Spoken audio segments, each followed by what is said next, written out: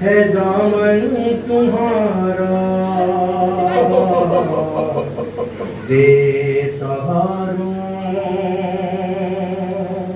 کو دیجے سہارا،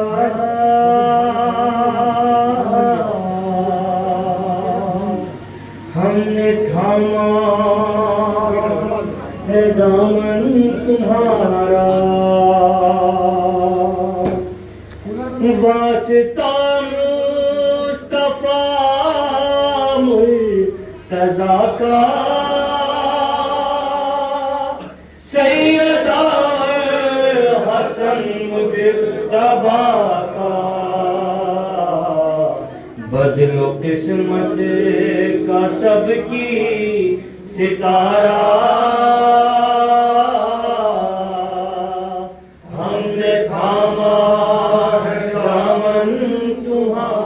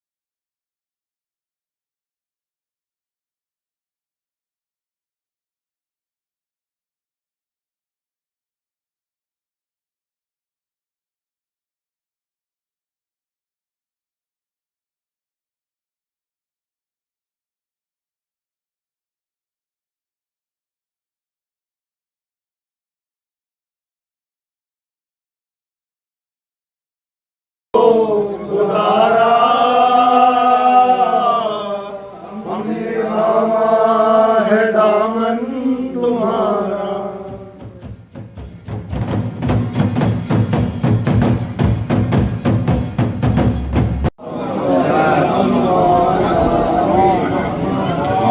الطيبين الطاهرين المعصومين المغمومين، ورحمة الله على أعدائهم أجمعين يومنا على قيام يوم الدين. أما بعد فقد قال الله تعالى في القرآن المجيد والفرقان الحميد وقال الحق. بسم الله الرحمن الرحيم. قل إن كنتم تحبون الله فاتبعوني ويحببكم الله ويغفر لكم ذنوبكم جميعا والله غفور رحيم.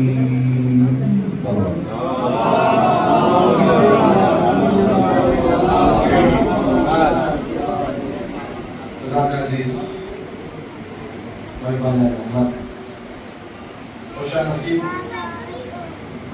جو اس اللہ کے کائنات مالک ہے ہم تمام عزیزانوں کو ایک مرتبہ پھر ہمارے نفوس کو ہماری سانسوں کو یہ موقع فراہم فرمایا کہ ہم اس فرش تقدس پہ جذبہ افروز ہیں، بیٹھے ہوئے ہیں، یکجا ہوئے ہیں، جمع ہوئے ہیں، جس فرش تقدس کے لیے خود دنگے پہ چلے جاؤ. معصومین نے فرمایا ہے کہ جہاں بھی ہماری محفل ہو، مجالس ہو، ہمارے شیعہ جمع ہو، ہمارے لیے جمع ہو. مختصر سا وقت ہے، دامن تنگ ہے، اس لیے مختصر معروضات، اس کے بعد مسائل انشاءاللہ. کہ جہاں بھی ہماری مہم ہمارے شیعہ جمع ہو تو خلاق کائنات جمع ہونے پر، اہل بیت کا ذکر کرنے پر جو انعام دیتا ہے اس انعام کو محسوس کریں. اور انشاءاللہ یہ بات آپ کے ضمیر کے حوالے ہوتے ہوئے آئندہ نسل تک پہنچی تو میں سمجھتا ہوں کوئی بندہ مجلس حسین میں باہر نہیں کر دیتا کہ جب ہم لوگ آل محمد کا ذکر کرتے ہیں ایک محفل میں ہو یا مختلف محافل میں ہو تو خلاق کائنات پروردگار عالم ہم پر رحمتیں نازل کرتا ہے، برکتیں نازل کرتا ہے. اس کے بعد انعام یہ ہے کہ ملائکہ ہمیں گھیر لیتے ہیں. فقط گھیرتے نہیں ہیں، مسئلہ اس سے آگے بڑھتا ہے کہ پروردگار ارشاد فرماتا ہے کہ ملائکہ تمہیں گھیر لیتے ہیں. اس کے بعد جب تک تم منتشر نہ ہو جاؤ، اپنے گھر تک نہ پہنچ جاؤ تو ملائکہ تمہارے لیے توبہ استغفار کرتے ہیں. اب آپ ملاحظہ فرمائیں کہ مجلس حسین کا کتنا بڑا انعام ہے کہ آپ ذکر حسین کریں، ذکر رسول عباس کریں، ذکر لہرا کریں، آپ پہ برکتیں بھی نازل ہوں، رحمتیں بھی نازل ہوں، ملائکہ آپ کو گھیر بھی دیں. میں ان لوگوں سے کہوں گا جو چھوٹے چھوٹے لوگوں کے پاس بیٹھنے کے بعد اپنے کو بڑا محسوس کرتے ہیں، یہاں بیٹھنے کے بعد اپنے کو بڑا محسوس کرو کہ یہاں تمہیں ملائکہ گھیرتے بھی ہیں، رحمتیں نازل بھی ہوتی ہیں، ملائکہ تمہارے لیے استغفار بھی کرتے ہیں. صلوات پر محمد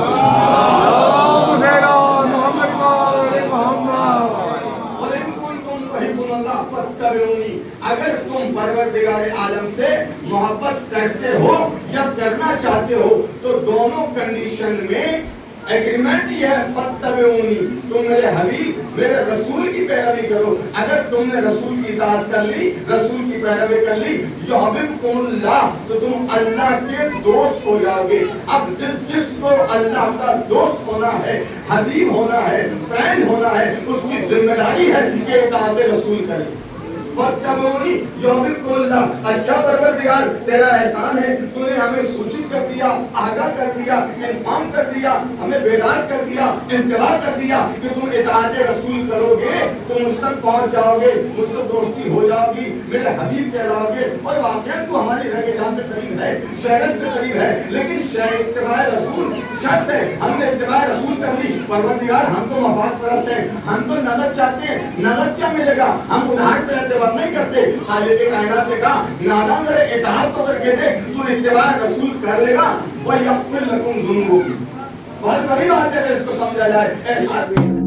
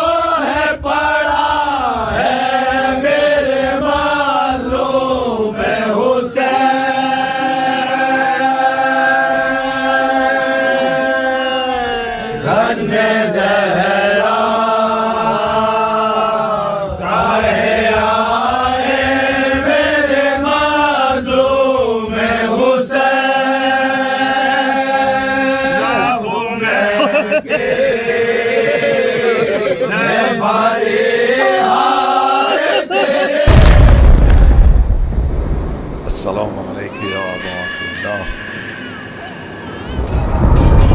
وعلى الأرواح التي حلت بفنائك عليك مني سلام الله أبدا ما بقيت وبقي الليل والنهار ولا جعله الله آخر العهد من زيارتك. السلام على الحسين وعلى علي بن الحسين وعلى أولاد الحسين وعلى أصحاب الحسين.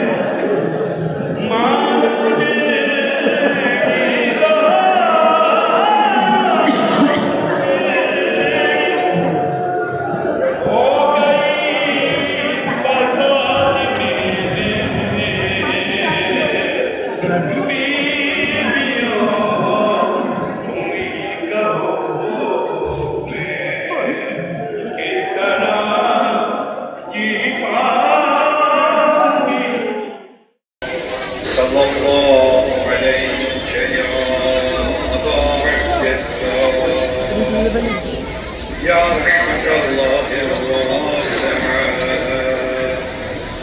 ويا باب نجاة الأمة يا ليتنا كنا معك فنفوز فوزا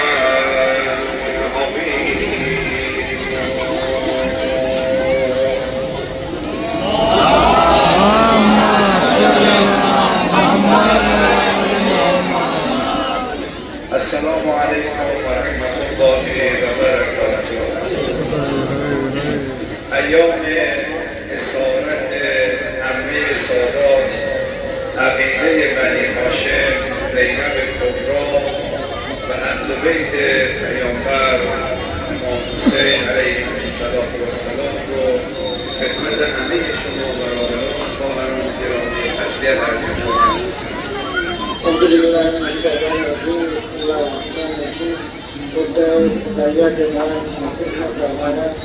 جو یہ انجام وہ انجام ہے جو مطلوب ہے اور انجام ہے حقیقت یہ حضرت زینب سلام اللہ علیہ اور خاندان عصمت و طہارت کی بیٹیاں اور بچوں کے عقیدے کے احتیاط لہذا اس کی آپ تمام مومنین مومنات برادران خواہران کی خدمت میں تعزیت پیش کرتے ہیں.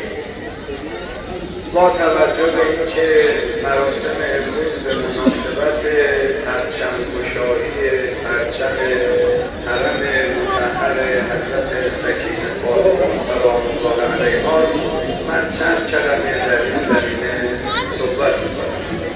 چونکہ آج جیسے کہ مجھے معلوم ہوا ہے بی بی سکینہ کے حرم کا پرچم کشائی بھی یہاں پر ہے. پرچم آپ لوگوں کے لیے زیارت کے لیے لایا جائے گا.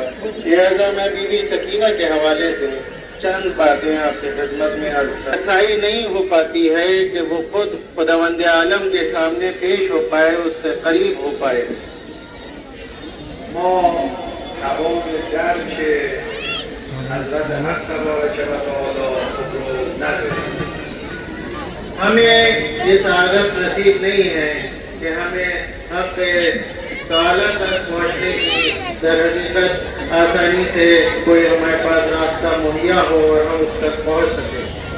ولی خداوند تبارک و تعالی یک سری ساین علامت‌هایی رو به عنوان نشانه خداوند تبارک و تعالی روی زمین قرار داده. لیکن خداوند عالم نے کچھ نشانیاں ہیں، کچھ سائنس ہیں کہ جو اس نے اس کے چاہنے والوں کے لیے بندگان کے لیے عطا کی ہیں، جو اس زمین پر موجود ہیں کہ جن کے ذریعے سے ہم اس تک پہنچ سکتے ہیں.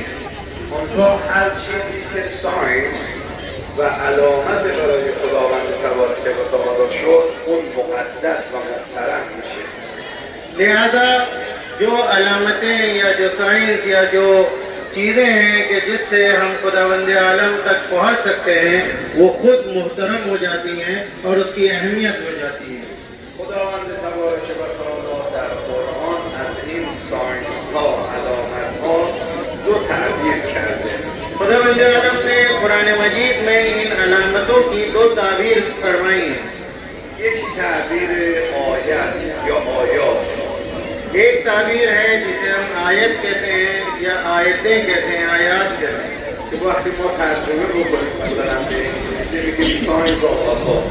جب اردو کا ہم انگلش میں ترجمہ کرتے ہیں تو اسے کہتے ہیں سائنس آف اللہ. تعبیر دومی که خداوند کرده عبارت است از شعائر. شعائر جمع شریعه به معنی همون علامت و نشانه. دوسری تعبیر جو ہے جسے ہم شرائع کہتے ہیں وہ اسی کی جمع ہے در حقیقت جو ہمارے سماج میں یا سوسائٹی میں دیکھی جاتی ہیں. خداوند فرموده ان صفا و مروه من شعائر الله. صفا و مروه از علامت‌ها و نشانه‌های خداست. لہذا صفا و مروہ کے بارے میں خداوند عالم کہتے ہیں شاعر اللہ ہیں، یعنی اللہ کی طرف پہنچنے کی نشانیاں ہیں. اونگاه هر چیزی که منسوب به خدا شد ارتباط با خدا پیدا کرد مقدس است و یک سری احکام و قوانینی دارد. لہذا ہر چیز جو خداوند عالم سے منسلک ہو جاتی ہے، مربوط ہو جاتی ہے، یا اس کی علامت ہوتی ہے جو اس کے ذریعے سے ہم خدا تک پہنچ سکتے ہیں، اس کے کچھ احکام ہیں کیونکہ وہ محترم ہو جاتی ہیں، اس کی اہمیت ہو جاتی ہے، لہذا اس کے کچھ احکام بھی ہیں. مثلا این زمین پشت اینجا الان زمین آزادیه، هر کاری در اون زمین شما میتونید انجام بدید، دستشویی باشه، برید بیایید، هر کسی هم میتونه رفت آمد بکنه. لہذا مثال کے طور پہ یہ قریب کی جو اس کے باہر زمینیں ہیں وہ آزاد زمینیں ہیں، وہاں کوئی بھی کام کیا جا سکتا ہے، وہاں پہ مختلف اس کا استفادہ کیا جا سکتا ہے اور ٹوائلٹ بھی بنائے جا سکتے ہیں. ولی همین زمین اگر شد مسجد، چون مربوط به خدا میشود یه احکامی داره. لیکن وہی زمین اگر اس میں مسجد بنا دی جائے تو اس کے کچھ احکام ہو جاتے ہیں، اس کا احترام واجب ہو جاتا ہے اور اس کے کچھ شرائط ہوتے ہیں. اولا کسی نمیتونه رو نجس کنه. سب سے پہلی چیز یہ ہے کہ اسے کوئی نجس نہیں کر سکتا ہے، اگر هم نجس شد همه باید اون رو پاک کنن، واجب است. اور اگر کسی وجہ سے نجس ہو جائے تو سب پر واجب ہے کہ اسے پاک کیا جائے. هر کسی نمیتونه وارد اون بشه. اور ہر کوئی وہاں وارد بھی نہیں ہو سکتا، داخل نہیں ہو سکتا. این مسجد دیگه نمیشه فروختش، یہ مسجد کو اب بیچا بھی نہیں جا سکتا چون شد منسوب به خدا. کیونکہ یہ خدا سے منسوب ہو گئی. با قبل از اینکه مسجد میشه هر کاری درش میتونستیم بکنیم، هر تصرفی میشد انجام بدیم. مسجد جب تک نہیں بنی تھی اس وقت کچھ بھی اس کے ساتھ کام کیا جا سکتا تھا، اس پہ کوئی بھی کام کیا جا سکتا تھا، کوئی بھی چیز وہاں بنائی جا سکتی تھی. ولی از زمانی که شد مسجد باید اون قوانین مسجد و قداست مسجد رعایت بشه. لیکن جب وہاں مسجد بن جائے تو مسجد کے قوانین اس پہ نافذ ہوتے ہیں اور اس کی قداست جو ہے وہ سب پر ضروری ہو جاتی ہے. یک برگه کاغذ گاهی میشه ساین الله. ایک کاغذ کا ٹکڑا بعض موقع خدا کی نشانی ہو سکتا ہے. قبل از اینکه ساین الله باشه شما میتونید هر چی روش بنویسید، حتی میتونید اسم آتیش بزنید. اس سے پہلے کہ وہ خدا کی نشانی بنے اس کے اوپر اس کاغذ کے ٹکڑے پہ کچھ بھی لکھا جا سکتا ہے، کچھ بھی اس کا استعمال کیا جا سکتا تھا، یہاں تک کہ اسے جلایا بھی جا سکتا تھا. ولی بعد از اینکه این کاغذ شد کاغذ قرآن، شما دست بی‌وضو نمیتونید روش بزنید. لیکن وہی کاغذ اگر قرآن کا حصہ بن جائے، قرآن کا جز بن جائے، اس پہ آیات لکھی جا گئی ہو، تب اس کے ساتھ بے احترامی نہیں کی جا سکتی بلکہ اسے بغیر وضو کے چھوا بھی نہیں جا سکتا. نمیشه اون کاغذ رو خدای ناکرده آتش زد. اور خدا نخواستہ اس کو جلایا بھی نہیں جا سکتا. نمیشه اون کاغذ اگر هم نجس شد واجب تطهیر بشه. اور ویسے اسے نجس بھی نہیں کیا جا سکتا، لیکن اگر کسی وجہ سے نجس ہو جائے تو اسے تطہیر کیا جانا چاہیے. چرا چنین شد؟ ایسا کیوں ہوا؟ با اینکه قبلا هر کاری با این کاغذ میشد بکنید، ولی الان که شده کاغذ قرآن نمیشه اون کاری کرد، مگه کاغذ عوض شده. آخر کیا وجہ ہے؟ پہلے اسی کاغذ کے ساتھ کوئی بھی کام کیا جا سکتا تھا، اس کا کسی طرح سے بھی استعمال کیا جا سکتا تھا، اسے جلایا بھی جا سکتا تھا، لیکن جب یہ قرآن کا حصہ بن گیا، وہ آیت الہی بن گئی، تو اس کے ساتھ اس کا احترام واجب ہو گیا اور اس کے احکام ہو گیا. ایسا کیا وجہ ہے؟ یہ کاغذ تو وہی کاغذ ہے، کاغذ تو بدلا نہیں گیا. فقط یہ اتفاق افتاده. صرف ایک اس کے ساتھ اتفاق ہوا ہے جو اس کے ساتھ ہوا. این کاغذ منسوب به خدا شد. صرف جو تبدیلی واقع ہوئی ہے وہ یہ ہوئی ہے کہ پہلے یہ کاغذ خدا سے منسوب نہیں تھا، لیکن قرآن کا جز بننے کے بعد یہ خدا سے منسوب ہو گیا. اگر زمین منسوب به خدا شد ما بهش میگیم بیت الله یا مسجد. اگر کوئی زمین خدا سے منسوب ہو جاتی ہے تو اسے ہم بیت اللہ کہتے ہیں یا مسجد کہتے ہیں. اگر کاغذی منسوب به خدا شد مقدس میشه. اگر کوئی کاغذ خدا سے منسوب ہو جاتا ہے تو وہ مقدس ہو جاتا ہے و احکام خاص خودش رو داره. اور اس کے اپنے خاص احکام ہیں جو ہونا چاہیے اس کے ساتھ. اما آیا ساین ها و نشانه های خدا فقط همیناه؟ لیکن میرا سوال یہ ہے کہ خدا کی نشانیاں صرف یہی دو چیزیں ہیں؟ یک سری ساین ها و نشانه های دیگری هم در دین اسلام وجود داره. ایک دوسری نشانیاں بھی ہیں جو دین اسلام میں خدا کی نشانی کے طور پر موجود ہے. یکی از این ساین ها و علامت‌ها و نشانه‌ها پرچم‌های علی عبدالله حسین علیه السلام. اسی میں سے ایک نشانی پرچم ابا عبداللہ حسین علیہ السلام ہے.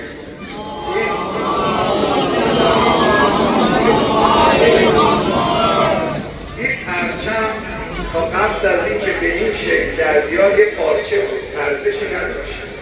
پرچم جو کسی امام سے منسوب ہوتا ہے وہ اس سے پہلے کہ وہ اس امام یا کے روزے پہ لگایا جائے وہ ایک صرف کپڑا ہوتا ہے. ولی از وقتی این منصوب به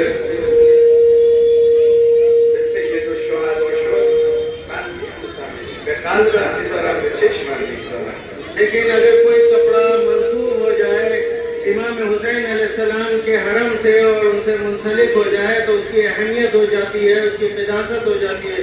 اب اسے چھوما جاتا ہے، دل سے لگایا جاتا ہے، اس کا احترام کیا جاتا ہے. وقتی مال سید الشهدا شد شفا میده.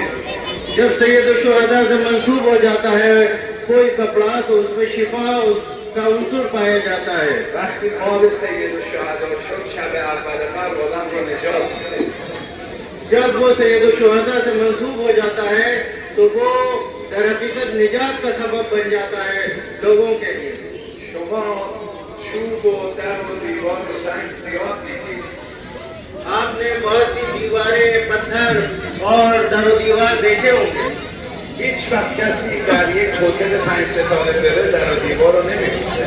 کبھی ایسا نہیں ہوتا ہے کہ کوئی 5 اسٹار ہوٹل میں بھی جائے جہاں کی عالیشان در و دیواریں ہوں اس کو کوئی چومتا ہو. ولی وقتی وارد حرم مطهر سید الشهدا بشید در و دیوار رو نمی‌بوسید، به چشم می‌گذارید. لیکن جب امام حسین علیہ السلام کے حرم میں کوئی وارد ہوتا ہے تو در و دیوار کو چومتا ہے. چرا؟ این سنگ همون سنگه، این چوب همون چوبه. لیکن کیا وجہ ہے؟ یہی پتھر دوسری جگہ پہ بھی ہے، یہی لکڑی دوسری جگہ پہ بھی موجود ہے. کیوں یہاں کے دروازوں کو اور دیواروں کو لوگ چوم رہے ہیں؟ ولی الان چی شد که این سنگ و چوب رو می‌بوسید؟ کیا وجہ ہے کہ یہاں کے لوگ ان کو چومنے لگتے ہیں؟ فقط یه دلیل داره. صرف اس کی ایک دلیل ہے، و اون اینه که این شد مال امام حسین. اس کی وجہ صرف یہ ہے کہ یہ امام حسین علیہ السلام سے منسوب ہو گیا. مرحوم آیت الله العظمای نجفی مرعشی که یکی از مراجع بزرگ بود، مرحوم آیت اللہ مرعشی نجفی جو ایک بزرگ مرجع تقلید تھے، وصیت کرد وقتی من فوت کردم چند چیز رو با من دفن کنید. انہوں نے یہ وصیت فرمائی تھی کہ جب میں مر جاؤں تو میرے ساتھ میں کچھ چیزیں جو ہیں وہ میرے ساتھ قبر میں دفن کی جائیں. اول لباسهای سیاه و مشکی که در عزای سید الشهدا می‌پوشیدم این رو با من دفن کنید. سب سے پہلے وہ لباس، ایک کالا لباس جو سید الشہداء امام حسین علیہ السلام کی عزاداری میں وہ پہنا کرتے تھے اس کی وصیت کی کہ وہ ان کے ساتھ دفن کیا جائے. دوم دستمالی که در عزای سید الشهدا اشکامو با اون پاک می‌کردم. دوسرا وہ رومال تھا کہ جس سے وہ عزاداری میں جو آنسو گریہ وزاری کرتے تھے وہ آنسو پوچھتے تھے، اس رومال کو کہا کہ ان کے ساتھ دفن کیا جائے. آیا به چه دلیل چنین وصیت کرد؟ به خاطر اینکه جنس این پارچه خیلی گران قیمت بود. کس وجہ سے ان آیت اللہ مرعشی نجفی نے یہ وصیت کی کہ یہ کپڑے جو لباس، کالا لباس اور رومال تھا ان کے ساتھ دفن کیا جائے؟ کیا اس وجہ سے کہ وہ بہت مہنگے کپڑے سے بنا ہوا تھا؟ نه، فقط به خاطر اینکه مال سید الشهدا شده. نہیں، صرف اس کی وجہ صرف یہ تھی کہ وہ امام حسین علیہ السلام سے منسوب ہو گیا تھا. وصیت دیگری هم که ایشون کرد فرمود مرا بیارید کنار منبر سید الشهدا و علم سید الشهدا تو حسینیه امامباره بگذارید. دوسری وصیت جو انہوں نے کی وہ یہ کہ مجھے ایک امام باڑے میں منبر کے کنارے علم کے سائے میں انہیں دفن کیا جائے. و با یک پرچم سید الشهدا تابوت منو ببندید به منبر سید الشهدا. اور انہوں نے کہا کہ پاچے کے ذریعے، کپڑے کے ذریعے ان کے تابوت کو، ان کا جو تھا اس کو منبر سے باندھ دیا جائے. جوانان عزیز، بزرگترین فیلسوف قرن اخیر علامه طباطبایی است در کل جهان. آپ جوانوں سے بالخصوص میں یہ بات بتانا چاہتا ہوں کہ اس زمانے کے جو سب سے بڑے فلسفر اور فلسفی گزرے ہیں وہ فلاسفه جهان از کشورهای فرانسه، آلمان، اروپا برای دیدن ایشون میمدن و از ایشون مسائل فکری میپرسیدن. دنیا کے یورپ اور امریکہ سے جو بڑے بڑے فلاسفرز تھے وہ آتے تھے، ان کی خدمت میں ملتے تھے اور ان سے سوال کرتے تھے. همین ایشون که بزرگترین فیلسوف جهانه وقتی وارد امامباره و حسینیه میشد از دم در تمام پرچم‌ها رو میبوسید، به چشمش و قلبش میماندید.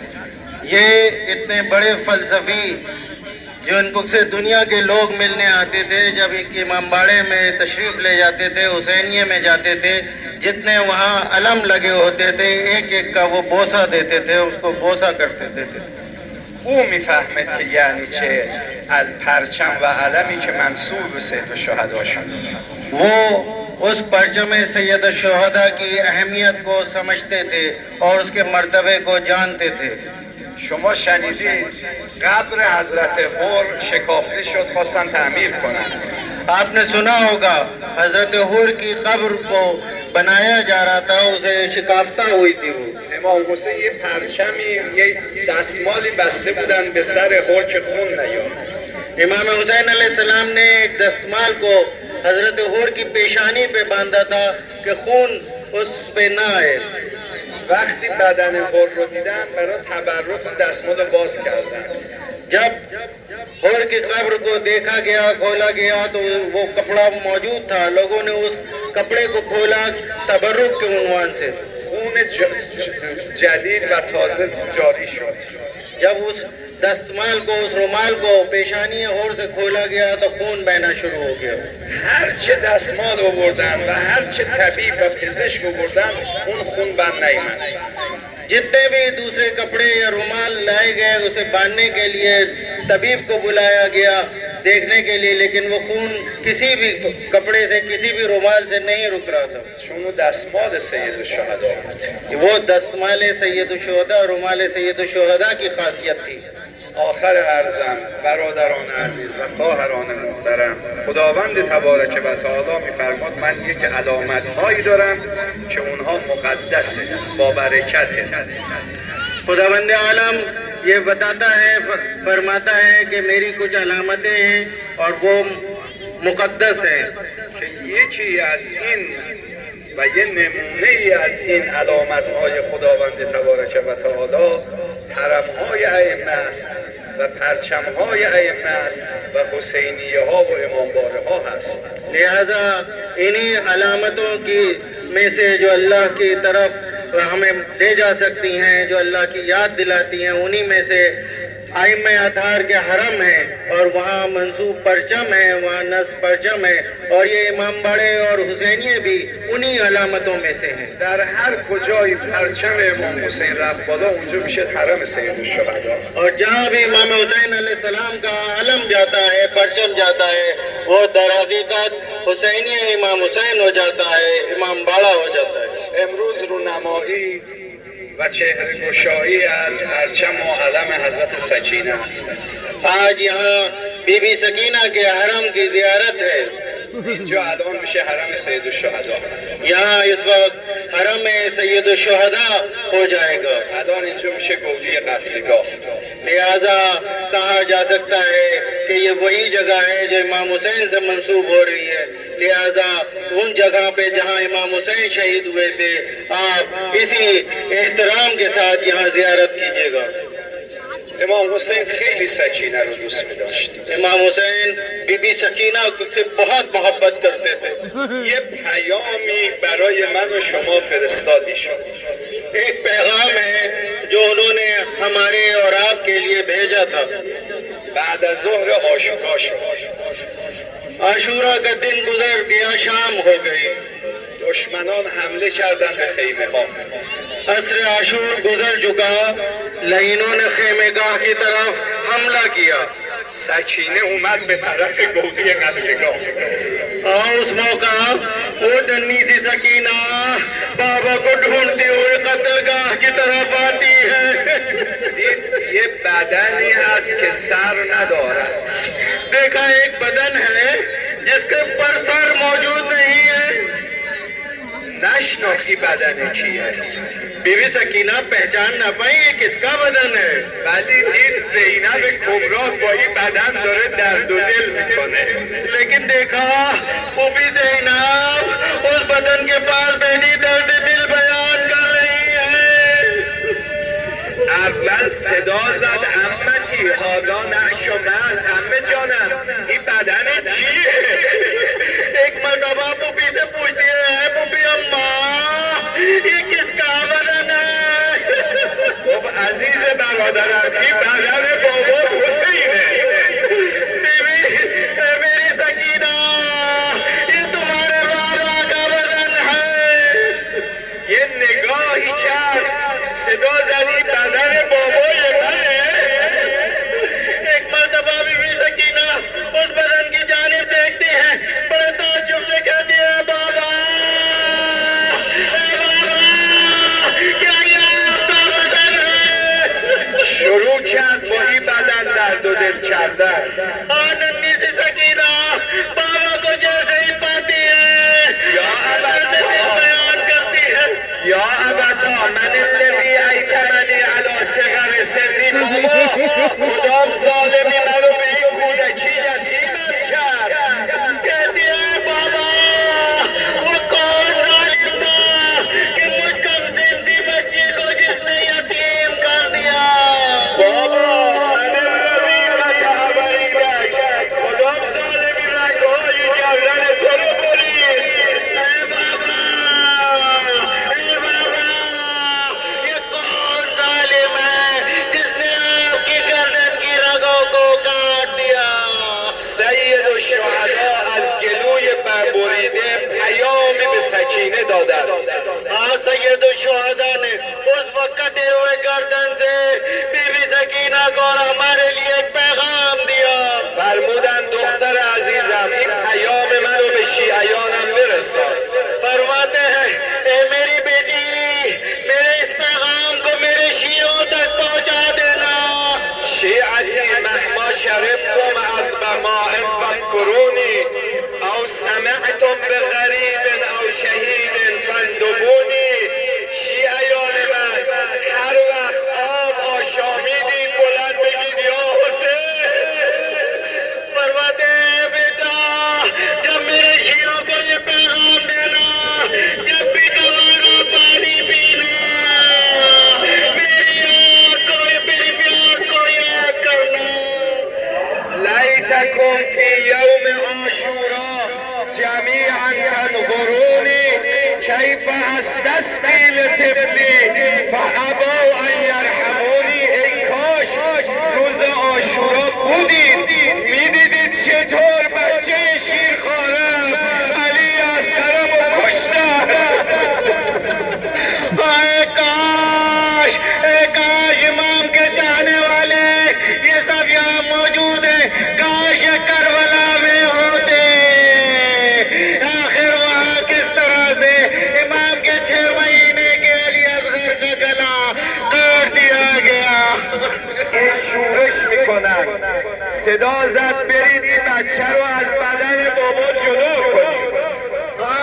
دشمن چاہتے تھے کہ اس بچی کو بابا سے اپنے دور کر دیں۔ در تاریخ اینجور اومده فاجتمعت علیه عدة من الاعراب.